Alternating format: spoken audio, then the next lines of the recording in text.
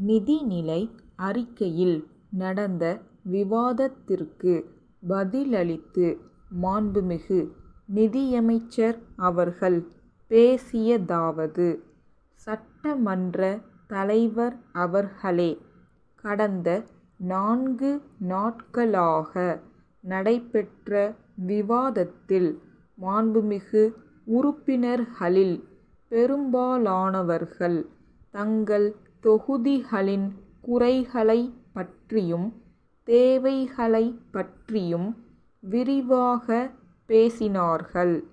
அவற்றையெல்லாம் பரிசீலித்து அரசு ஆவன செய்யும் என்று முதலாக தெரிவித்துக் கொள்கிறேன். நமது நாடு முன்னேற வேண்டுமானால் எல்லா பகுதி மக்களும் கடினமாக உழைக்க வேண்டும் என்பதை அறிவீர்கள். அப்படி உழைப்பவர்களுக்கு தகுந்த ஊதியம் கிடைக்கிறதா என்பதை நாம் கவனிக்க வேண்டும்.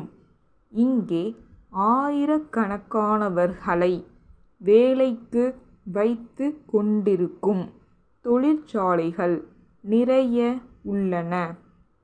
சில தொழிற்சாலைகளில் தொழிலாளர்களின் உழைப்பை வாங்குவதில் கவனம் செலுத்தப்படுகிறதே தவிர அவர்களுக்கு அரசாங்கம் நிர்ணயித்த ஊதியத்தை கொடுப்பதில் அக்கறை காட்டப்படுவதில்லை.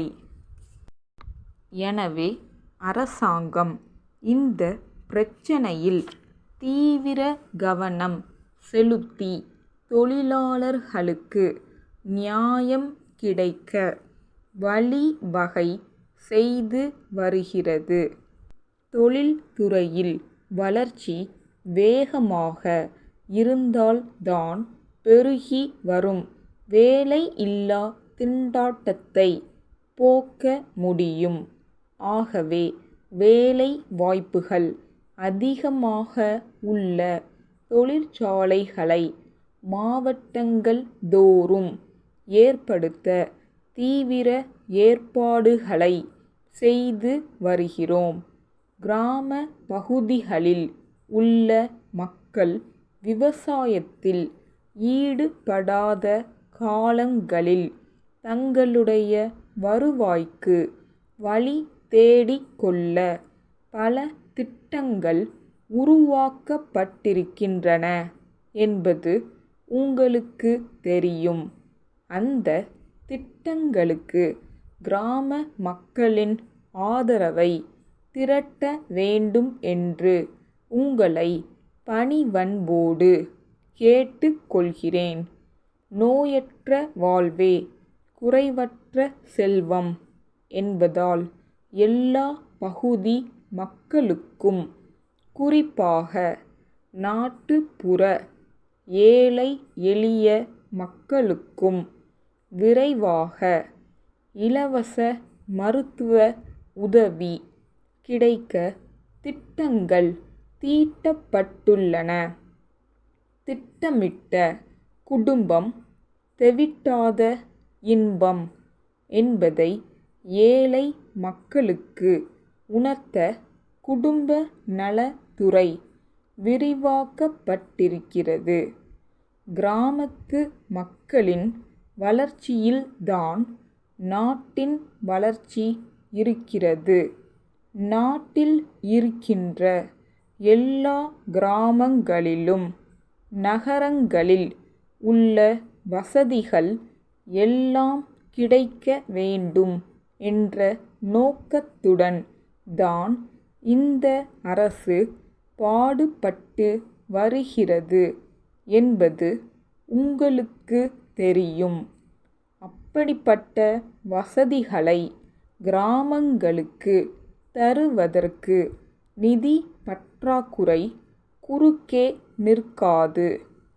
சிதம்பரம் தெற்கு வீதியிலுள்ள தென் ஆற்காடு ஜவுளி உற்பத்தியாளர் சங்கத்தார், கோயம்புத்தூரில் உள்ள இளங்கோ நிறுவனத்தாருக்கு எழுதிய கடிதம். அன்புடையீர், உங்களுடைய கடிதம் கிடைத்து விவரம் தெரிந்து கொண்டோம்.